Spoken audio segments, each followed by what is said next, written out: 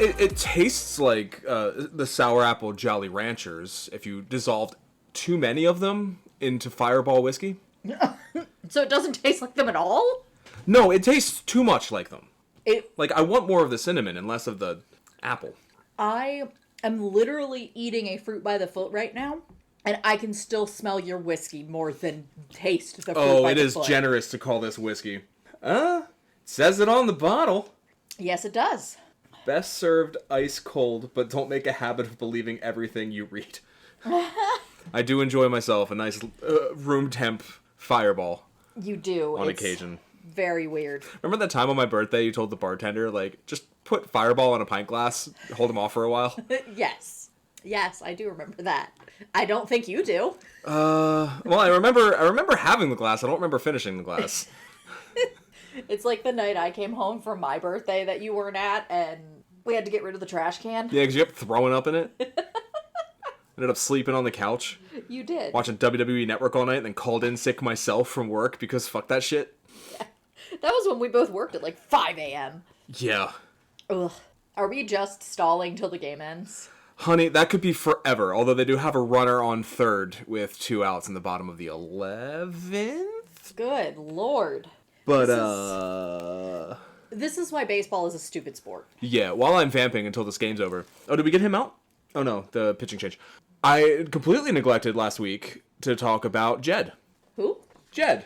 He's one of the actors I didn't bring up in the 1982 The Thing. He was the goodest boy.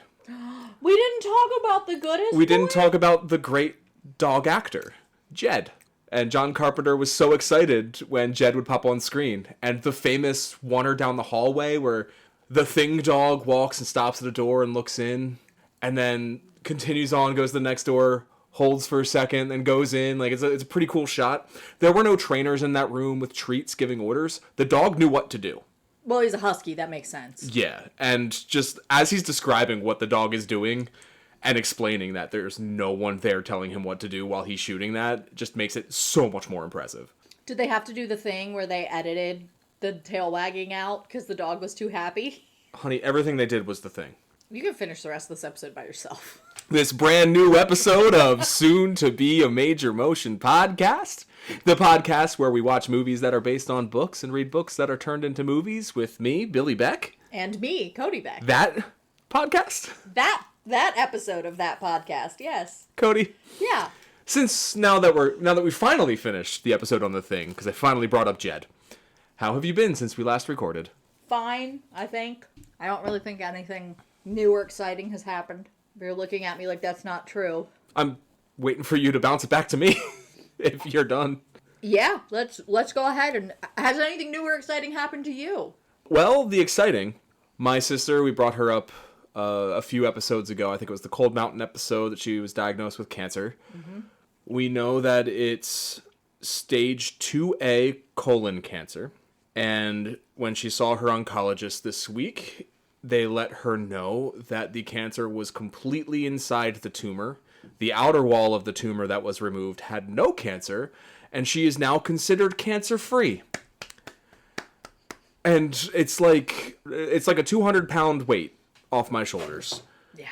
She has a 93 to 95% chance of not getting it again, of staying cancer-free, according to the oncologist. She was offered chemo pills for an additional 3% and went, nah. Side effects are not worth it. So all's well that ends well, I guess. We'll see when the medical bills come up. We still may have to do a GoFundMe, but that is when the time comes. The other thing I had in my notes for this week are a good old segment. How have Philly sports blighted Billy this week? But it's not a blight. I mean, Eagles lost a game they shouldn't have lost.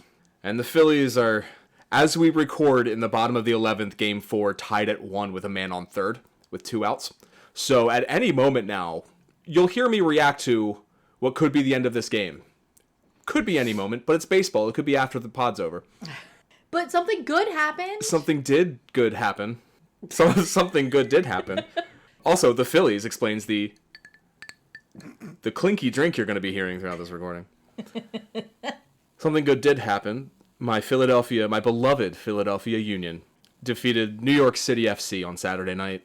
And for the second time in their history, and the first time without an asterisk, they lifted the supporter shield in MLS for the best record in soccer for the season, with a game to spare. First team to do it in a 30-team league. And Didn't you get mad at the guy for saying that? The way he said it, our dipshit owner was like, and this is even more special because we're the first team ever to beat 29 other teams. Motherfucker, you didn't beat 29 other teams. This isn't the fucking Royal Rumble. You only won 20 games, and like probably 3 of them were against DC, let's be honest. You topped the table up 29 other teams, which hadn't been done before, but you didn't beat them all. Didn't even play them all. Like, we didn't play LAFC this year. But regardless, the shield is ours. It's safe back where it belongs in Chester, Pennsylvania. And when it gets stolen in a couple days in Philadelphia, Pennsylvania. And it was a real one this time, not a and it wasn't the shitty Captain America vinyl wrapped one we lifted in 2020. Everything about that. The season was shortened. The schedules weren't even. They were going to cancel the supporter shield altogether. And then they decided to award it based on points per game instead of total points over the season. And the fans from LA didn't get the shield to Philly in time because I think it got lost in the mail. So they vinyl wrapped a Captain America shield with the supporter shield logo on it and lifted that instead. Wasn't it a random supporter that just happened to cosplay Captain America that had that fucking shield? If I recall correctly, he was the social media lady's boyfriend or fiance or husband, partner. And the club bought him a replacement. And the one they lifted that day is still in our clubhouse. Which, there's only one supporter shield. It's like the Stanley Cup. It goes with whoever has it. Actually goes with the supporters clubs of whoever has it. But we have one in our trophy case. And it's the only thing we have in our trophy. Well, we have that Eastern Conference Championship Cup, but that's a sippy cup. That doesn't mean shit. Anyway, enough about Philly sports, Cody. We are continuing our Halloween month of spooky movie books. Spooky book movies? Spookies? No. Nope. Nope. Worth a try. I will never consent to you squishing 2 words together. Is that how we fucking lose it? Are you fucking kidding me? Fucking hell. Why not just go to fucking first base? Fucking hell. Bases loaded, dribbler to the mound with 2 outs, and he throws home. And not to first base, which would have ended the inning. Sorry, I need to text my sister. It's okay, I have a banger of a... Sorry, what was I saying before Philly sports blighted me live on air? Speaking of spooky books and movies. Spookies? No. Stop trying to make babies happen. Space rabies. Speaking of... Spabies? A combination of pleasure and pain that is indistinguishable from one another. Sports? Philadelphia sports fandom. We covered The Hellbound Heart, a.k.a. Hellraiser, by Clive Barker. Dearest, that was an excellent segue. Yes. I'm so proud of you. I have rubbed off on you. How did you first come to know about Hellraiser or The Hellbound Heart? So, because Pinhead is so, like, ubiquitous in pop culture, I feel like I've always kind of known about the movie, but I was also a gigantic baby who didn't start watching scary movies until the last, like, 10 years.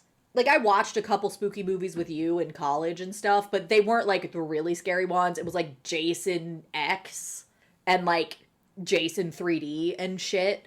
But actual spooky movies we didn't watch. And I think the first time I had ever seen Hellraiser was actually in this apartment. You watched it a couple years ago, and for some reason I watched it with you. Yeah, why? It's not your vibe. It's really not, but honestly, I really enjoyed it at the time. And I didn't know until we were preparing for this podcast that there was actually a novel that it was based on. I had no idea that... I mean, I knew Clive Barker was a novelist and, like, wrote stuff, and I knew he was horror, but I didn't know that...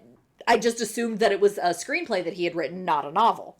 What about you? What was your introduction to Clive Barker's Hellraiser? So I know I've talked about that website in the past. That was movies in 30 seconds with animated bunnies. I'm 90% sure that was my first exposure to Hellraiser.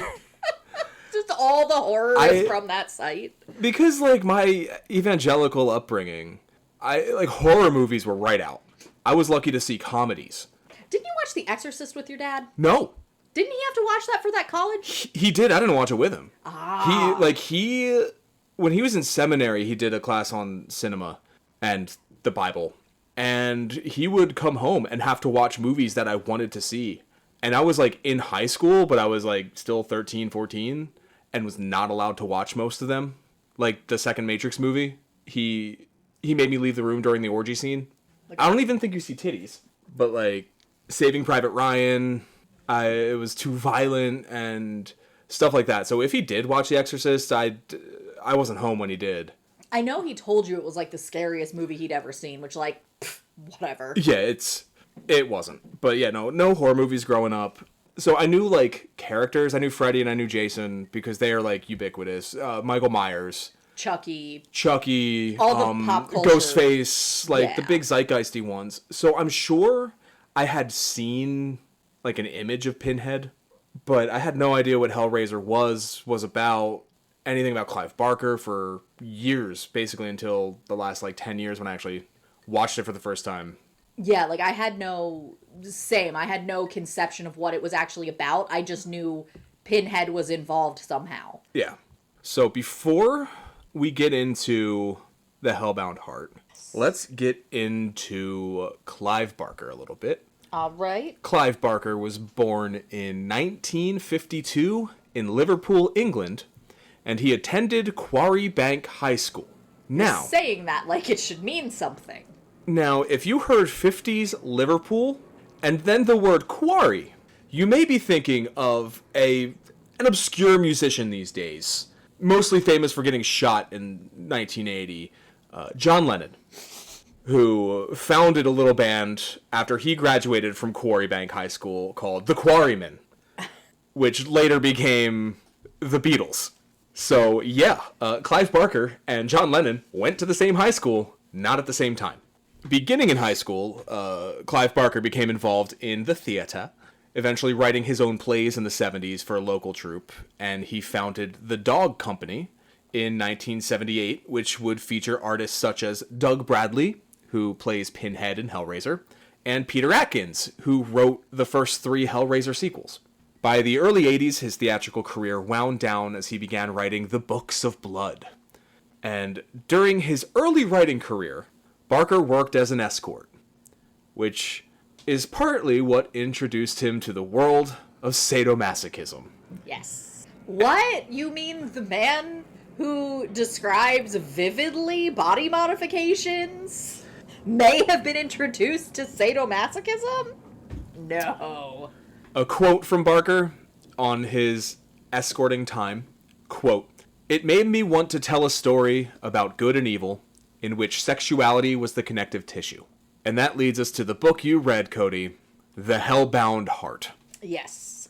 As Bill referenced, it was not the first book he ever read or ever wrote. He had written 6 volumes of the Books of Blood at that point. They were all essentially short stories or novellas. Usually there were 4 to 5 in each collection, and they all have that signature Clive Barker style of dealing with sex, sexuality, body modifications, and more or less something that he comes to explore most fully in The Hellbound Heart at the time, which is the combination of pleasure and pain, and the exploration of when one becomes the other and vice versa. Hellbound Heart was originally written in 1986. The previous Books of Blood, they were all written from 84 to 85. The Hellbound Heart, the edition that I have is the 2007 re-release. It is 164 pages long. As far as I'm aware, there are no edits or changes from the original version. I didn't see anything about any differences. It was originally published in Volume 3 of Night Visions by Dark Harvest. Yes. The only thing that I can say looking at this that makes it clear that it is a re-release is the fact that the prominent thing on the cover is in fact Pinhead. It is just a skull covered in pins, because as we will get into, Pinhead is unnamed in this novel. He's not named till 2015, but we'll get there. Oh. Not named officially. Yes. The Hellbound Heart tells the story of Frank Cotton, a man who seeks more extreme sexual experiences via the Le Marchand configuration, which will henceforth be known as the puzzle box, because I am not saying that any more times. This puzzle box summons the Cenobites, beings from another realm who blend pain and pleasure to the point that they are indistinguishable. Later, his ex-lover Julia and his brother / her husband Rory arrive in the room where Frank was taken and tortured and killed and what have you. And when Rory's blood mixes with Frank's jizz on the floor... Damn it, I was hoping I would get to reveal that. Nope, I learned it myself. When blood mixes with cum, it brings Frank back to Earth. Julia, still wanting that dick, brings victims back to the house to murder for Frank. Meanwhile, Rory's family friend Kirsty, who is deeply in love with him, sees this and assumes she's cheating. In an attempt to find proof, Kirsty finds Frank, takes the puzzle box, winds up in a hospital, summons the Cenobites, promises them Frank, finds Frank wearing Rory's skin, gets him to say his name, and witnesses the Cenobites take him back. She then becomes the keeper of the box for future victims. What happens to Julia? She dies. I think, she gets decapitated, and then, I think Kirsty sees one of the Cenobites, taking her away towards the end. She falls onto her own knife, and Frank consumes her life force. Because he's a dick. Yeah, I wanted to keep it to a paragraph. I know it's a short novel, but... Yes. Is there anything you wanted to add to that? I know you were excited to tell me about the jizz. I was very excited to tell you about the jizz. No, that's pretty much it. The one thing that I do want to talk about before we get to the movie is the fact that there are 5 Cenobites. 4 of them appear the first time. There's also specific things you have to do to get them in addition to the puzzle box. He has to have a bunch of birds' heads and they consume those. He has to include fruit. And there's also something else weird on the altar. I can't remember. There's 3 things that he references and they're all very weird and very distinct. Oh, his piss. He keeps his piss for a week. We got piss. We got jizz. We got blood. Mix it together, you get pinhead and vagina neck. There are so many bodily fluids in this book. The other thing that I wanted to mention is that there's the 4 Cenobites that are summoned, and Frank is like, hey, I was told there were going to be 5. And they're like, the engineer will show up when it's necessary, or if it's necessary. And he consents to go with them, and then the engineer appears. And the important thing is that the engineer is female. She is also the only one who is identifiably one gender or the other. And she is, I don't want to call her the villain, but she's kind of the villain in this situation. And I think it's fascinating that just because Pinhead had a cool design, they went with him instead of something that I feel like Clive Barker was trying to say. Yeah, probably. But also, who am I going to be mad at? The director? The writer? Of the film? Yeah. I wonder who those could be. Let me keep reading my script and maybe we'll find out. By the time this novel is released in the mid-'80s, Barker had already seen 2 of his stories filmed, but not well. He decided, fuck it, I can do better. So... I can't do worse. He got Roger Corman to pony up $900,000. This movie was almost $1 million? So he asked a producer friend of his, what's the lowest budget he could get to do a feature of one of his stories, and was told, if you set it in one location with only a few characters, hire unnamed actors, limited special effects, you could probably do it for under $1 million. And he got Corman to pony up the dough for this first-time director. Do you want to know how first-time director he was? How first-time director was he? Before shooting, he went to the library to check out some books on directing. That's actually really cute. They were already checked out. Okay, but I want to know who had them. Who else was getting active in England in the 50s? Or in the 80s, rather. Time traveler Martin Scorsese went, no, you need this experience. Fucking Corman himself, probably. It's like, no, I learned how to do it by doing it. So, originally the money was given to them with the plans to release this direct-to-video, and they were more or less left alone for the first half of their shoot. Halfway through the shoot, the producers must have seen something they liked, because then they decided, we're gonna show up. So 3 producers show up on the day, and Barker decides to do an extra bloody scene. Of course he does. That feels like him. And within 15 minutes, Fake blood is splattered on these producers' brand new Burberry coats. And they leave. Beautiful. You know how I feel about studios. This came up a lot when we were talking about The Thing, specifically the 2011 one. For the most part, the studio let him do his thing. However, when they decided to put it in theaters instead of direct-to-video, they did require that he set the film in America. And that is why some characters are overdubbed with American accents, even though it is very clearly London. That is not fucking America. They never in the film, not once, specify where they are. The closest is when they first get to the house, when Larry and Julia get to the house. She has a British accent, and he does not. And he says, "We're on your turf." And to me, that meant, oh, we're back in England. Didn't change a thing for me where it was located. I will say that the novel itself doesn't specify, which I kind of took to mean, oh, it could be anywhere in England, but it felt North England. It felt like he was writing about Liverpool, even if he wasn't literally writing about Liverpool. Yeah, as soon as I read he was from Liverpool, I started seeing it through that lens. Yeah, and the only identifying features are, like, I think he specifies that the house is on a street called Ludovico Street, which, sure, that's probably not a super common name of a street, but it's also, like... Is that a Clockwork Orange reference? Maybe. I don't know. I've never read Clockwork. Well, we have a future episode to do. The other changes they needed to make prior to release. The MPAA originally gave the film that good old X rating. Mm-hmm. And this movie? What? Right. So they had to shorten some of the violent scenes. I think one of the first hammer kills, they cut a couple shots of the hammer going into the guy's skull. The funny part for me, though, was the flashback. There's a flashback where Julia and Frank fuck. Mm-hmm. And in the X-rated version, there's some, like, spanking involved. And in Clive's own words, it was very hot. But they made him change it. So they cut out the hot, sexy part and replaced it with him pulling a knife on her and cutting her clothes off. And that was fine for an R rating. Yeah. Don't you know that it literally becomes an NC-17 if you see a woman orgasm? That's not entirely true. It does shift the rating, depending on how you focus on it. I believe Nick and Nora's Infinite Playlist was PG-13, and that also included a woman orgasming. Yes, but you don't see it, and that's how they got it. You hear it.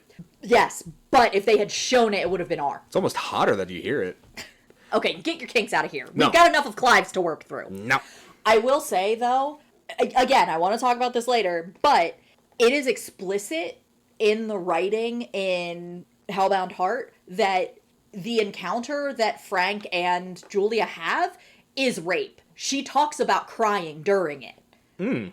And the only reason, and being bruised later, and the only reason that she kind of clings to it is because it's the only experience she has where she actually feels something. And she misidentifies that feeling, but it is explicitly rape in the novel. Or I guess not explicitly, but it is very, very heavily implied that it was not a consensual act. Yeah.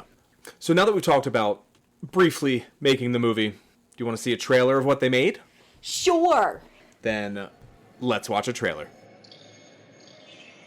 I have seen the future of horror. His name is Clive Barker.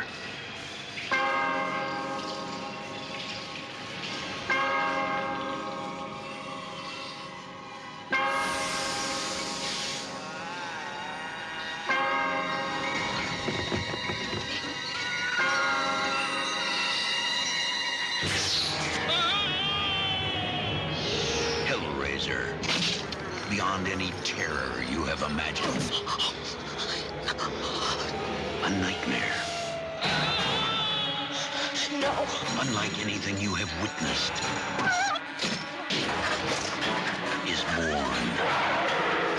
Because within these walls, the unholy is unleashed.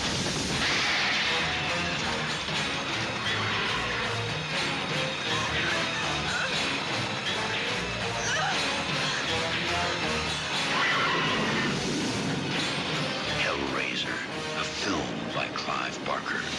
We'll tear your soul apart.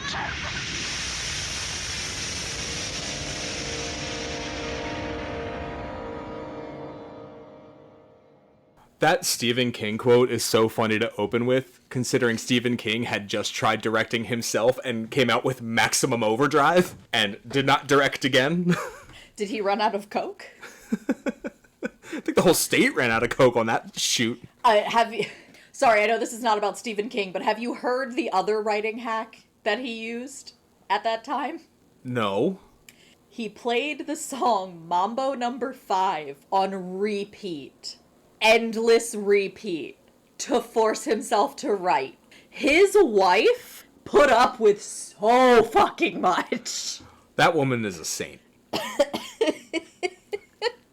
So Hellraiser the film more or less follows the plot of the novella with some detail changes. Minor changes include the name Rory becoming Larry, and the engineer becoming a scorpion-tailed monster. The major change is Kirsty, who in the film, instead of being a family friend with a crush, is Larry's daughter. Why did you get any explanation or reasoning as to why they made that change? Yes. Before you say it, because I will say, I do actually think it's stronger as a choice. I also think it makes the line that he really wanted to focus on make more sense. The line being, "Come to daddy," which doesn't make any fucking sense in the context of you just wanting to have sex with someone, but if it's your father, uncle father skin-wearing creature, yeah. It was the incest angle he wanted to play at between Frank and her. Yep. Just really expose how fucked up this guy's sexual sensibilities are. Yeah. The other change is the derelict, the homeless man, who appears 3 times. The third time he collects the box from a fire and then erupts as a skeletal dragon to fly it back to Morocco. That's not in the book. No, Kirsty becomes the keeper of it. The engineer, after she escapes the house, the engineer bumps into her and hands it to her, and she implicitly understands that she is now the keeper of the box till the next person comes for it. Yeah, when they changed the engineer to... Weird scorpion creature? I like to call him Dwayne. I hate that I follow your logic. Go on. The scorpion thing. I'm trying to not to say something that will be legally actionable. Go on. Okay. But yeah, when you change the engineer to that monster and give Pinhead all the dialogue, Pinhead and Vagina Neck, I think the audience knows who I mean when I say Pinhead, Vagina Neck, Dr. Teeth and the Electric Mayhem, Jabba the Cuck. I despise you. I think I'm being very clear. I'm not going to use their credited names, lead Cenobite, female Cenobite. That's not fun. But yeah, what was I saying? Something about when you take away the engineer and give all the lines to Pinhead, you got to change the ending a little bit because no one's there to explain to Kirsty what's next. Yeah. So, a common... Well, I know what you wanted to talk about with this story is consent, and you've already brought it up a little bit. Yes. So, and you mentioned that to me before I watched this last night as well, so I did watch it through that lens. So, something that's interesting in the novel is that men get to consent. Women do not. Frank, when he summons the Cenobites, explicitly says he will go with them. Yes, I consent to whatever they're going to do. He doesn't like what his consent purchases, which is a different conversation. Yeah. But he says yes. Kirsty never gets the opportunity to say yes. When she solves the puzzle box, which I will say, she solves it in less than 2 days when it took Frank almost a year. Well, yeah, he's an idiot. I will say his blood was on the box, which made it a little bit easier for her to find the cracks in it. Fair. But when Kirsty solves the box, the engineer appears and is like, "Oh, well, you solved the box, you gotta come with us." And it's a totally different conversation. She has no option. She cannot say no. She cannot be like, "No, I didn't intend to do it. It was an accident." The engineer's like, "Nope, come with us." And the other thing that's interesting is that the engineer first appears to her. With Frank, it was the other 4 and then the engineer later, which sets up that power dynamic. And then you have later, when Kirsty solves it, the leader shows up. So does that indicate Frank's escape has kind of made a change? Or does this indicate that women are treated differently in this universe? Or in the Cenobites dimension? The other thing is that Julia, none of the sex Julia has in this novel is consensual. We've already talked about the rape with Frank, but even when she submits to advances from her husband, she talks about how she doesn't want to be there and she's imagining Frank. She's not physically resisting, but she's not involved in the process, if that makes sense. And that is, and admittedly, I'm applying a modern context to it because, we have evolved a little bit since 86, but basically she's not saying no, but that doesn't mean she's saying yes. It's more of that kind of like submission vibe. And again, that plays into the theory or that I have that like women in this universe don't get to say no. Yeah. No, that's valid and that's interesting because that's not super present in the film. The thing you said about how she doesn't say no, but she doesn't say yes, that is. And there is that bit with the knife where it feels like he's forcing himself on her, but she also fondly remembers it and doesn't seem to regret the sexual encounter. And she seems to enjoy it while it's happening. She's not struggling or putting up a fight. Yeah, which I think is something that, because it is the same person who wrote the novel and wrote and directed the movie, I think maybe he wanted to clarify that was his intention with it, maybe? Maybe. Which I can understand. But yeah, to me, in the novel, the way she describes it, I don't have the exact quote pulled, unfortunately, but she talks about how it's literally the day before her wedding. He rapes her on her wedding dress. She describes remembering the dress being crushed underneath her. That's in the film. The dress is on the bed. Yes. And she talks about how, like, she moved forward with her life and he disappeared, and she came to remember the experience fondly. The bruises and tears became reminders of passion. And it's very clear that she is changing the experience in her mind because she's bored with her life. And Julia and Frank are kind of foils of each other, again, which I think is something he might be playing with the gender roles of this society a little bit, because both Frank and Julia are looking to get something out of their relationship with other people, whether that's conscious or not. With Frank, it's conscious. With Julia, I don't necessarily think it is. And I also think that she's just like, everything has been so easy and effortless for her that the first time that she's challenged, she attaches to it. And that's coming kind of from Kirsty's point of view, because the novel shifts point of views. There's like one really brief point of view from Rory. There's a lot from Julia, a lot from Frank, and a lot from Kirsty. Those are the three primary points of view. And Kirsty actually thinks, when she gets drunk at a house party, she thinks, maybe Julia actually isn't as like privileged as I thought she was, because if everything is so easy, like, maybe there are actually things that are, like, maybe things being easy for her is its own kind of, like, suffering. Mm-hmm. Interesting. Yeah. Yeah, like I said, there's not a lot of that specifically in the film, at least that I could read. There is some gender dynamics at play. The scene that comes to mind is when they're trying to get the bed up the stairs, and the two mattress movers ask Julia, like, hey, can we get a beer? And she just looks at them and says, they're in the fridge, and scurries upstairs. And then Larry says something snarky about, like, I guess I'll go get them then. And, there's that, like, commentary, I guess, on what it's like to be a woman. Could also be classism a little bit. I didn't read a lot of classism in there. Yeah. But also with Kirsty, they have that dinner party where they get Kirsty drunk. And I guess her boyfriend pours her some more, and she's like, stop, I won't be able to stand up. And he's just like, so lie down then. And everyone has a good chuckle at it. But it's like, for lack of a better term, rape culture? In a bit, there's like that toxic masculinity.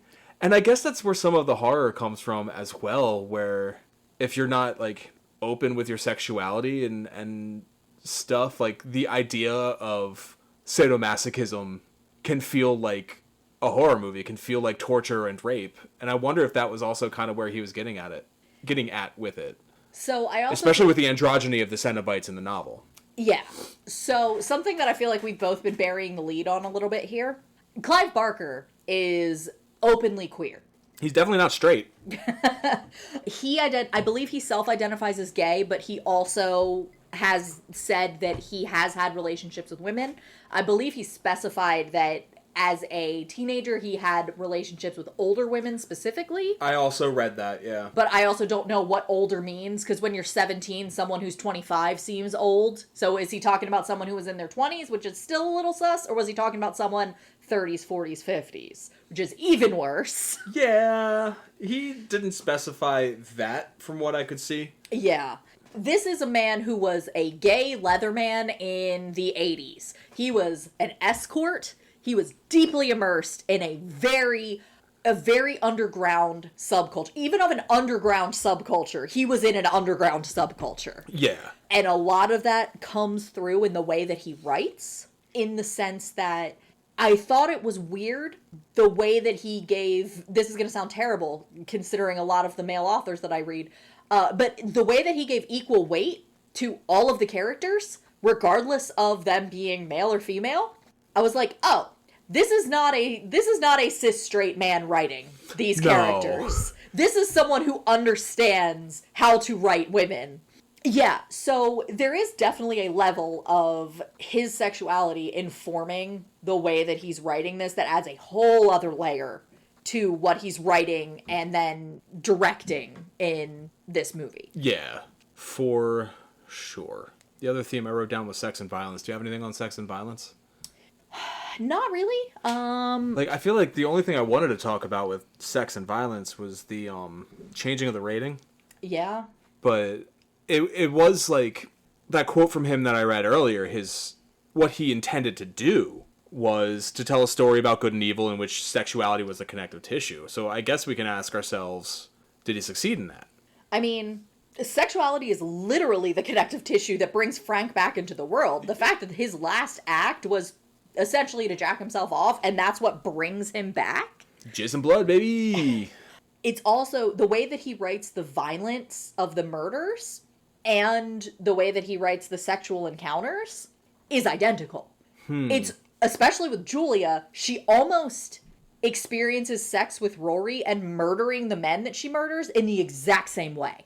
The only time she is turned off is when Frank starts getting involved with the murder. And it's more because she's developing a fear of him as opposed to being actually turned off by what he's doing. Yeah, because from the get, she's very excited to start murdering strangers she meets at the bar in order to get that dick again. But when he's like, why don't we just kill Larry? She's like, you know I don't love him like I love, but we can't do that. See, that was my question, because that's never addressed. Like, she hates him. She cannot fucking stand him in the novel. Which makes me wonder why she did, like, the way that he wrote it, I didn't think they were gonna pull strangers. I thought she was just gonna sacrifice Rory. But she doesn't. And I'm like, that doesn't make any sense. And ultimately it's because he was building to the need for Rory's skin eventually for the climax. But it doesn't... You can tell that this is an earlier piece of work because that doesn't make sense. It doesn't add up as to why she hates this man so much, but she doesn't immediately offer him... Because she thinks it's just going to be a one and done. Yeah. So when he only partially comes back, that's why she's like... What the fuck? I wonder if that's why he made the change to make Kirsty the daughter.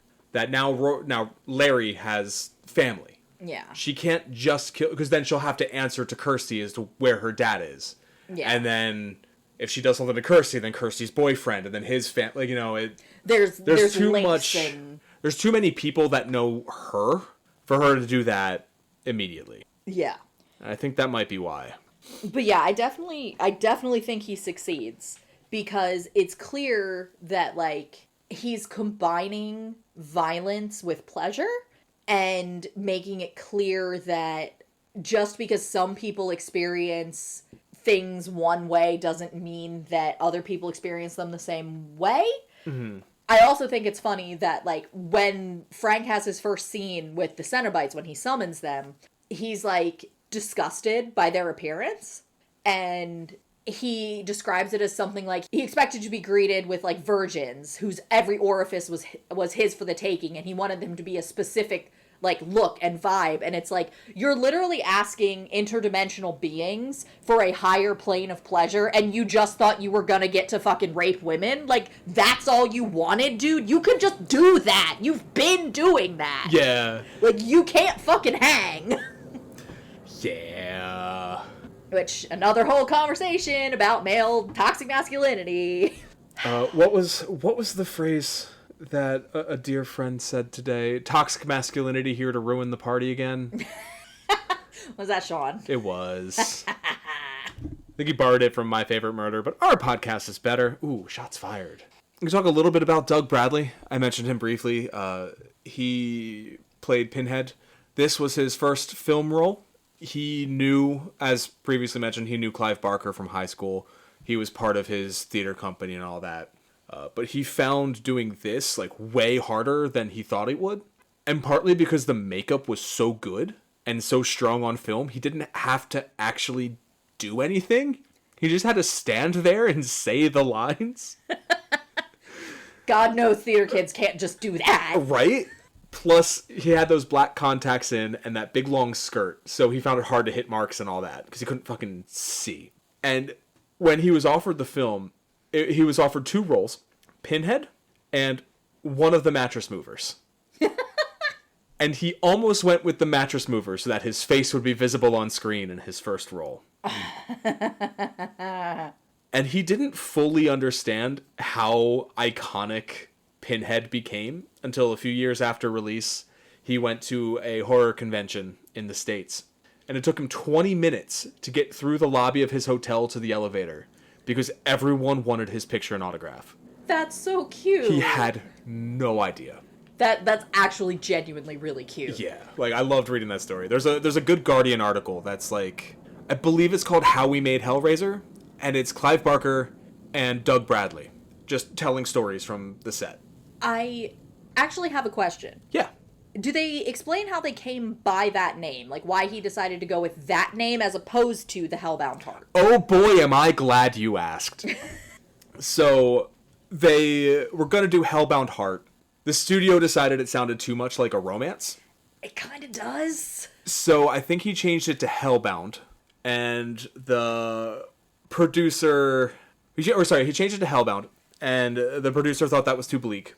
So then Barker... I'm sorry. Was he not familiar with the material? So then Barker offered Sadomasochists from Beyond the Grave, which was rejected for being overly sexual. Barker went to the whole production team and said, anyone got any ideas?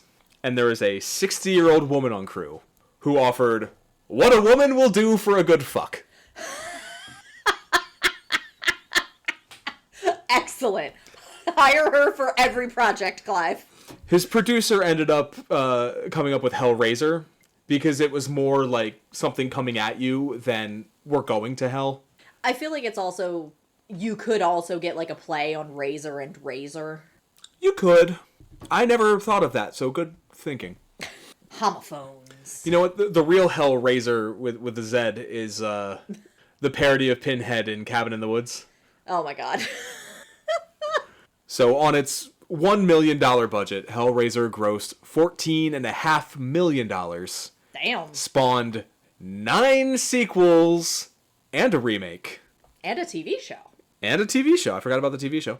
At the time, generally positive reviews. Which is considering fucking shocking. Everyone but our boy Roger Ebert. You know, I do feel like Ebert, this is not his cup of tea. Mark requested I grab this quote. Quote, as dreary a piece of goods as has masqueraded as horror in many a long cold night. This is one of those movies you sit through with mounting dread, as the fear grows inside of you that it will indeed turn out to be feature length. Okay, that's a great quote. Roger Ebert with a devastating review of Hellraiser. I feel like he generally didn't enjoy horror, or he was very weird about horror. I think he also like had a sub 2-star review of The Thing, if I recall. I feel like he also didn't like The Exorcist, but that could be wrong. I'm not sure. I don't remember. Who did like the movie was the horror community. Pinhead became the focal point of the franchise. And the only reason he has as many lines as he has is because the Butterball and Chatterbox prosthetics did not allow those characters to speak.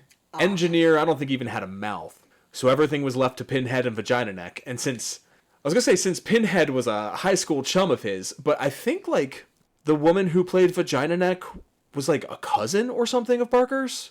if I'm not mistaken. I read that and for whatever reason didn't write it down. But anyway, Pinhead got most of the lines, most of the glory, and as you said, is on the cover of the novel.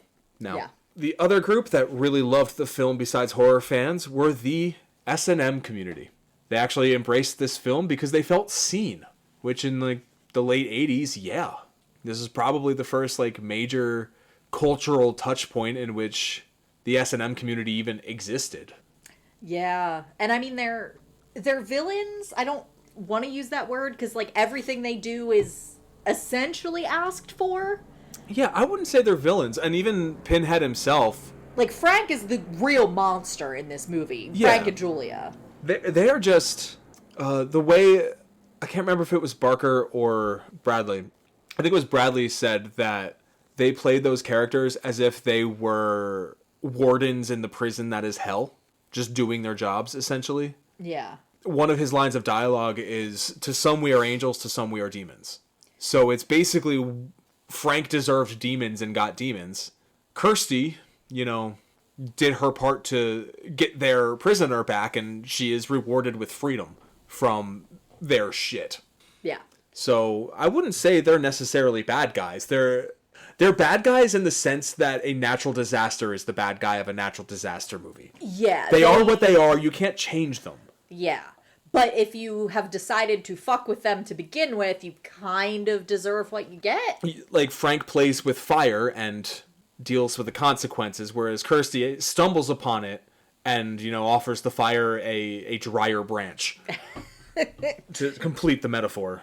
So, I did want to pull the quote from what the introduction was. So, the introduction to the Cenobites. So the introduction to Pinhead. Do you understand? The figure beside the first speaker demanded. Its voice, unlike that of its companion, was light and breathy, the voice of an excited girl. Every inch of its head had been tattooed with an intricate grid, and at each intersection of horizontal and vertical axes, a jeweled pin driven through to the bone. Its tongue was similarly decorated. Then you get to the engineer.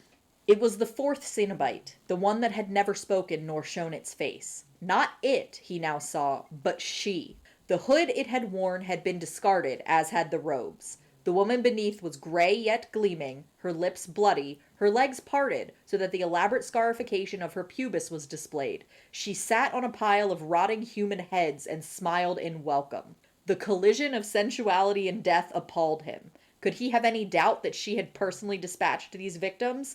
Their rot was beneath her nails, and their tongues, 20 or more, lay out in ranks on her oiled thighs as if awaiting entrance. Now I'm scared and horny. The last thing that the engineer does, prior to giving Kirsty the box back, This is Kirsty. She is Kirsty. She heard somebody call her name. It was Julia. There was blood on the hall floor, marking a trail from the spot where Frank had abandoned her, through into the dining room. Kirsty, she called again. It was a pitiable sound. There in the middle of this domestic wasteland sat a bride. By some extraordinary act of will, Julia had managed to put her wedding dress on and secure her veil upon her head. Now she sat in the dirt, the dress besmirched. "Help me," she said, and only now did Kirsty realize that the voice she heard was not coming from beneath the veil, but from the bride's lap. And now the copious folds of the dress were parting, and there was Julia's head, set on a pillow of scarlet silk and framed with a fall of auburn hair. So, basically, Julia's head transmorphs into the engineer who rises through the dress. Horrifying. Yeah, it's gross. Don't like that. But apparently people liked it enough that the Hellbound Heart itself got a sequel in, I believe, 2015, in which Barker finally names the character the Hell Priest. He didn't like Pinhead because he felt that it was too unserious for his character. Yeah, I mean, it's a joke in SpongeBob, so... Yeah, so, like, I get where he's coming from, but he also kills off the Hell Priest in the sequel. Stupidly, in I believe his own words, he called it stupidly, he gave up rights to the character Pinhead for film. So I don't think he was involved in writing any of the film sequels. He was not. He's involved in the production of the most recent, but no writing. Because I think the most recent one, because it's again based on his novel, he had to be. It wasn't a situation where the studio was like, let's pump out another Hellraiser, shine up that Pinhead costume, get back in there. I believe he may be writing for the TV show, though, because it's set in the world of Hellbound Heart, not necessarily based on... Because the sequel also takes place in the same universe as one of his other works. It ties it all together. Yes. In a very Stephen King-esque kind of way. Yeah. But I just think it's funny that, like, he directs a movie based on his own novella, and it does so well, but that one decision means there's 9 sequels he has nothing to do with starring this character, and they name him Pinhead in the sequels. And he's like, I hate that name. His name is the Hell Priest, and now he's dead. Deal with it. I believe he also had a medical emergency in 2012. He's lived a life. He was in a coma for a bit. He had a situation where his... from smoking cigars, I believe, his throat closed up. He was getting 10% of the oxygen he should have been. He had polyps. He had a non-cancerous. Yes. But he had to get those removed. And he did give up cigars after that. He did. He said, I've never smoked a cigarette in my life, and then gave up cigars. I feel like I would love to get dinner with Clive Barker. He seems like he would be a fascinating person to talk to. Like, I know Glad gave him some awards in the past. Like, he's a gay artist who was in his 30s in the 80s. Yeah, he actually, in a lot of the clips, pieces of articles that I saw, he references how he basically did the circuit as an acceptable gay person in the 90s, and it was basically like to get all the major networks and stuff got his little sound bites about AIDS, and that was what he was doing on his book tours. No shit. Yeah. It's wild to me that the, quote, acceptable gay is the guy who made fucking Hellraiser and not just, Steve who lives down the street with his boyfriend and watches football on the weekends. It's like... because I feel like to an extent people expected a weirdo. I guess, yeah. And so they were like, yeah, he fulfills all the expectations. Like, artists are supposed to be fucking weird. Yeah. I do believe he lives in LA. I believe you're correct. And I also believe he is retired from all media stuff because he wants to focus on all of the unwritten projects that he has. I think he said at the time he pulled away from the limelight because he had 31 projects that he wanted to write. I think that was, if I recall correctly, it was a reaction to one of his health crises. Yeah. Where he was basically like, I don't know how much time I have left. Yeah. So I'm going to stop wasting it, and I'm going to keep making the art I want to make. And that's why earlier, did I say this on the recording, that or was it before, that he doesn't consider himself a horror, he considers himself an artist? You did not say it it was while we were watching the trailer. Okay, thank you. Yeah, yeah, what were you saying? What he said about horror. Yeah, he doesn't consider himself in the horror genre, which is why it's funny that Stephen King is like horror, but he's just like, no, this is just the way that I want to tell stories. Yeah, and it's interesting, because like, it's not, this film isn't a slasher movie. No. Like, Pinhead gets lined up next to, Chucky and Freddy and all the other guys, but he's not a slasher villain. He only commits the one murder? I think he only kills Larry. Pinhead doesn't kill Frank. Oh, sorry, Pinhead. I'm thinking Frank is the one who kills Larry. Frank kills Julia. Larry. Julia kills everyone else. Pinhead is just there jerking it, Or is that Jabba the Cuck that's in the corner jerking it? Yeah, Pinhead does not kill anyone. You're right. Yeah, Pinhead I don't even know why I said that. Giving somebody what they consented to. Yeah, and he's still like lined up on the slasher villain, posters that you see in college dorm rooms, but he's not even that. He is just an interesting character in this story about, what a woman will do for a good fuck. Yeah, he is not a monster, but because his appetites are different, he's viewed as a monster, and it's easier to put someone in that box. Now, Frank, on the other hand, Frank is a monster, but Frank is a monster because he is forcing his appetites on other people who are not who have not agreed to it. Yeah, like Frank is a straight white guy who likes to fuck, and he is the villain of the story. Yes. Not Pinhead. Yeah. Although I know in some future sequels and stuff, Pinhead becomes various different things. Yeah. Including, I believe, I assume he kills somebody in one of them. I don't know. I've never seen any of the... I've only seen this one. Yeah. I honestly didn't know there were 9 until we were looking at this. 11 total, plus a TV series. It's a lot. And it's funny, because a friend at work, I told her we were watching, or we were doing Hellraiser for the pod, and she was like, which one's the horny one? They're all Like, horny. honey, yes.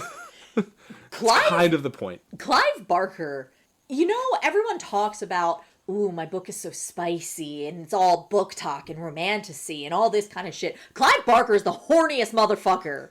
The way he describes all of this shit, he is so fucking horny for all of it. He loves all of it. And you can tell, and that comes across in his writing. And it is so much better than any slop that Sarah J. Maas can put out to get new money. We should send Barker to some of our book talk girly friends. I don't think they would like it at all. If she didn't read it in high school, she might have read it in high school. I don't know. I'll ask her.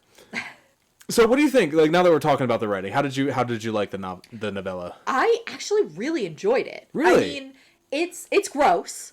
Because you were a chapter in, and it took you like 2 days to read chapter 2. So, because I knew it was really short, and I wasn't sure how quickly the story was going to progress. So, yeah, the pacing is a little funky. Like, all of the murders happen in the last, 50 pages. But again, this is one of his early stories, but I enjoyed it. His writing is very straightforward. It's not really heavy or didactic or unnecessarily prosaic the way that I kind of had an issue with in Cold Mountain. This is very straight and to the point and a little bit blunt, but still you can tell that the author is having fun and enjoying every word that he's putting on the page, and he almost luxuriates in describing the depravity of the Cenobites, and you can feel the love and care that was put into this story, even though it's literally about a guy getting pulled apart at the seams of his joints. He is enjoying it, and it comes across. And it actually makes me want to read his young adult series, because I'm curious because he's very famous. I'm sorry, his what? So, he has 2 young adult... One is a series and one is a standalone that's actually been turned into a comic. A 3-part comic, I believe by Dark Horse or Image, I can't remember which. But for children, it's called The Thief of Always, and apparently it's deeply fucked up. And the other one is called Aberrat, and it's a trilogy for the young adult genre. I'm actually really curious. I kind of want to read his young adult work and see how he handles the themes that he deals with for a young adult audience. I think that would be fun. But this man is prolific as fuck.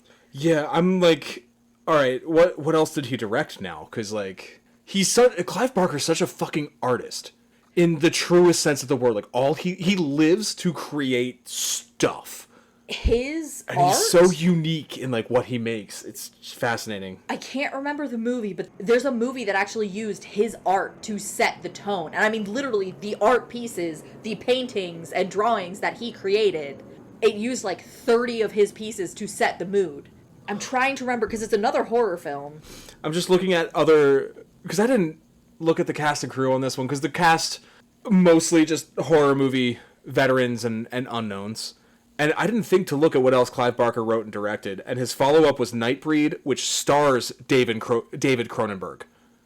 Oh, okay. So, what the fuck, dude? What are you making out here? Oh, sorry. Not 30.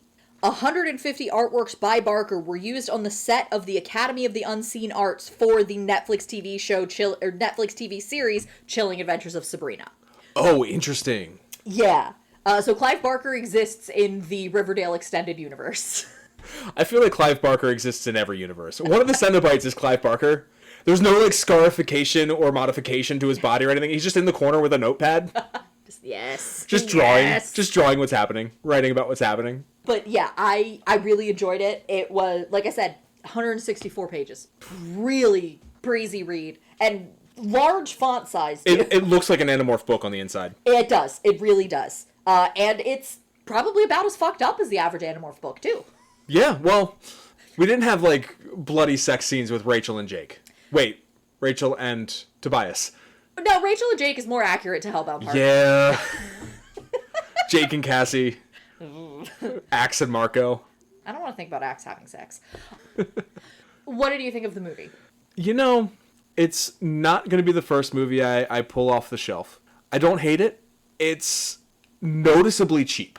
There's the scene when Kirsty first opens the box and meets the director, or the engineer for the first time, meets Dwayne, and she's running down the hallway, and you can see the dolly that the engineer puppet is on in a couple of shots. It's cheap. There's no, like, big name actors in it. The performances are all fine. I find the overdubbing a little distracting on the American accent, but that's just because I can tell it's happening. I could tell something's off because I've watched too many fucking movies. But beyond, like, the cheapness of it, it's got quality. Like, the effects, they're not The Thing. They're a bit simpler than the effects in The Thing, but they're still good. The Frank birthing scene, which coincidentally is the only scene they shot in a fucking studio. Everything else was shot on a location in a house, which limited what the camera could do, almost to, like, the film's benefit. But, like, the birth of Frank scene is basically melting a wax model and then shooting it in reverse. It's all done in camera, but it still looks otherworldly and interesting. Yeah. And actually, with the effects, it's funny. They used a lot of condoms and lube Of course to make the effects. Of course they did. Like, fittingly, like, and that's common in visual effects. Yeah. Cheap But, and like, readily available. KY jelly stays wet under hot lights, looks wet on camera. So you slather it in fucking lube. And they were saying they would go to, like, the locals so often for all these condoms and lube that they were just, everyone assumed they were just having orgies all the time. But, like, because the effects are all practical outside of seeing a dolly in a shot, like, they all hold up pretty well. There's some good animatronics in some points, good use of reverse filmmaking, but it followed, watching this as a follow-up to The Thing, which is one of the best effects pictures of all time, you can tell there's a gulf between what they did on this set and what they did on that set. But nobody got pneumonia on this one. That I read. But yeah, Pinhead is an iconic fucking character. To the point where, like I said, they parodied him in Cabin in the Woods alongside, you know, a Michael Myers parody and a Jason parody.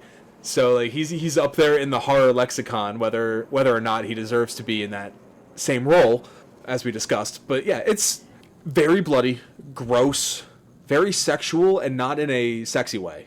So it's not for everybody. Like, there's a reason why, like, when they rebooted Halloween and Friday the 13th, I think they did PG-13 reboots. Actually, Halloween might have always been R, but I think they did a PG-13 reboot of Friday the 13th. And they could not do that with Hellraiser. Yeah. Because it doesn't live in the same... The discomfort is the point. Yeah, it doesn't live in the same box it's put into. Yeah. It's stored in the wrong horror shelf in cinema history. Yeah, it's very... The otherness, the unsettlingness is part of it. And it wants you to experience that discomfort and be uncomfortable. And it's transgressive in that way. And again, I think that goes back to Clive Barker being openly gay in the 80s or even the 70s. And it's very transgressive, especially for the time. Yeah, I think the big difference is those 80s slashers, the victims were punished for having sex. And even though this is explicitly about sex, no one is punished for having it. Frank is punished for wanting more. Frank is punished for... What's the word that... Frank is punished for getting in over his head. Yeah. Frank is not punished for having an appetite. Frank is punished for letting that appetite rule him and therefore ruin his life. Julia's not punished for wanting that D again. She is punished for the murders. She's punished for the murders, yeah. Or... And Kirsty and especially in the novel, isn't punished for wanting sex with Rory, nor is she punished for, having this relationship her father doesn't know about in the film. She's not punished at all because she, recognizes she's out of her element. She's out of her element, and she's like, hey, you don't want me. This isn't my bag. I don't know what's going on. Him, though, I know you guys want him back, right? I can help you with that. Like, so it doesn't follow the slasher rules, Yeah. It's very, Frank makes a bargain and doesn't keep his end of the bargain. She does make a bargain, but keeps her end of it, fulfills it. But also with Julia, to go back to my consent conversation, Julia is punished for choosing the wrong man twice. She's punished by having a boring marriage that she doesn't enjoy, which you could say is punishment, and she's punished for choosing a monster the second time. And I think there's something really interesting that you could talk about there. Mm-hmm. But I think that's where people get punished in this universe, is for messing with forces beyond their control. Yeah. Poking the bear, playing with fire. Yeah. Not quite, sin and punishment like other slashers. Barker actually has a quote that is something to the effect of... Let me see if I can actually grab it, because it applies really well to this. The quote is, when asked about sex in his horror writing in 1987, he stated, "So many of the monsters we create in our fiction are about appetite and the fears of appetite, sexual appetite, sensual appetite. We are taught then that it needs to be tamed and repressed, and yet it stays with us as a possibility. It's the very ambiguity that is both the problem for us and the fun. I wanted to put that in Hellraiser, and I want to put it in my books. I want to make sure that people know that this ambiguity is to be celebrated, not to be put down." That was in the article Eroticizing the World from The Cut, Volume 2, Number 10, October 87. That is absolutely the word of a gay man in the 80s. Yeah. And I think he succeeds both in the novella, and in the movie. It is about appetite and allowing, what part of your appetite do you allow, how much do you allow, and when does it become a problem? Yeah. Well, I don't have much more to say about Hellraiser. Do you have anything more to say on the Hellbound Heart? No, this is one I enjoy, but do go into it with the awareness that there's a lot of bodily fluids. Not for children. So, funny story. What child do you know has a Pinhead plushie? Your nephew? No, actually. No, he was terrified. Despite loving Five Nights at Freddy's, terrified of animatronic Halloween decorations. No shit. Yeah. No, so when I first got Hellbound Heart, I got it on the weekend, and I went to go grab lunch before I was grocery shopping, and I took it into the Burger King with me. Yes, I was eating Burger King. Judge me. No judgment here. Burger King. I love me a flame-broiled Whopper. And so I sit down, and I crack open my book, and I'm eating my sandwich, and then I notice that a family of children sits down next to me. It's clearly Grandma and Grandpa with the 3 grandkids for the day, and I'm covering the illustration on the front of the book as best I can with my hand. But then, of course, I set the book down and I go to throw my stuff away, and I come back, and as I'm collecting all the rest of my stuff to leave, I just hear a little tiny voice that's just, "That's a creepy book." And I was just like, I'm going to leave before these grandparents ask me to explain that. Well, from one creepy book to the origin of the creepy book we go. Hell yeah. Next time out, we're going to the grandmama of them all. It's gonna end up being a fucking 2-parter. Because there's so much to cover. And no, I'm not watching all of the adaptations because... You don't have it. I would have to start watching now, and I would maybe be done in time to record the next episode if I did. And I've got other shit to do.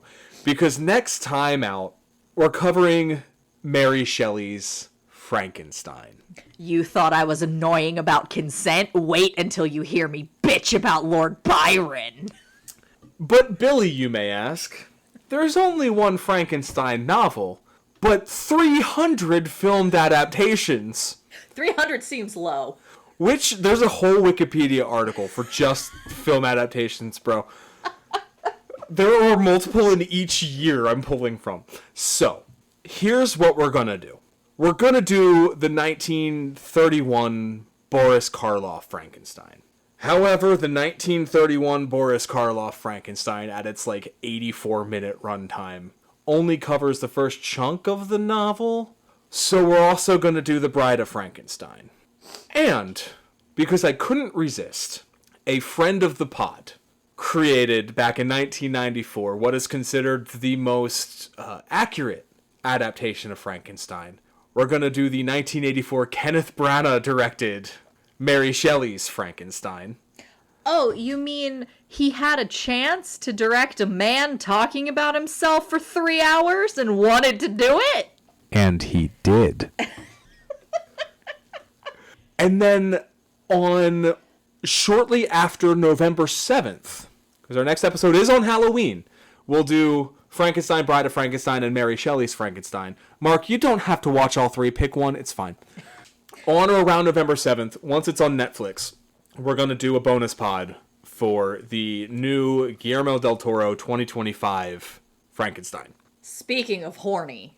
So, Halloween season will go straight through into November for us.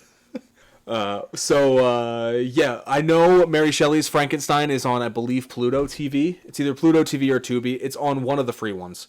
And I know this because my library doesn't have the DVD. I did not check your library yet, so I will. The Universal ones honestly should be on Peacock, but I feel like they don't put them on Peacock because they know people will pay for them. Oh, shit. The 1931 is on Prime, as is Bride of Frankenstein. So they are available. And then the 2025 will be on Netflix on November 7th. That's the release date. I looked at local theaters. No one local has it. Boo. Because it's out in theaters next weekend. But the Chinese has it for a week. And then a theater out in Santa Monica has it. And I'm not going out to fucking Santa Monica to see a movie for the podcast. We'll just do a bonus pod. So that's why we're doing a bonus pod and not doing it all at once. Bonus pod. Unless, next weekend I get the itch and just go down to the Chinese anyway. But we'll deal with that. We'll cross that bridge when we come to it. But We'll burn that bridge when we get there. until next time, you got anything to plug? No, because this is all you do. That was so fucking mean. I mean, you're not wrong, but you don't have to say it like that. I have friends. You can always check out our other podcast, The Treatment, a podcast about stories, which we host with my best friend in the world and the third in our throuple, Mark Lucas. Don't. As you're listening to this, the newest episode is our return to the Greek gods as aliens trilogy with Hercules, in which Hercules is a Soviet experiment featuring alien DNA. Hell yeah. And he tries to stop a tech oligarch from ruining shit. Yeah, we had some fun with that one. You can check out our link tree in the description of this podcast, where you can find our high school mixtape, our email address to send us suggestions, comments, complaints, our social media accounts if you want to stalk us there, which you won't get much from this podcast from us there, but you'll get our other thoughts and feelings on things, sports, from me, mostly. And we also have our Ko-Fi account down there if you want to throw $1 or $2 our way, help pay for the podcast hosting fees. Greatly appreciated. We would love it. I would love to eventually get newer mics and a mixer, but that's when I'm out of credit card debt, unless y'all want to help pay for that. But until Frankenstein, I'm Billy Beck. I'm Cody Beck. And we have been your hosts, and we hope you're enjoying us getting better at closing down podcasts. Sure. Somehow. Yeah. God damn it!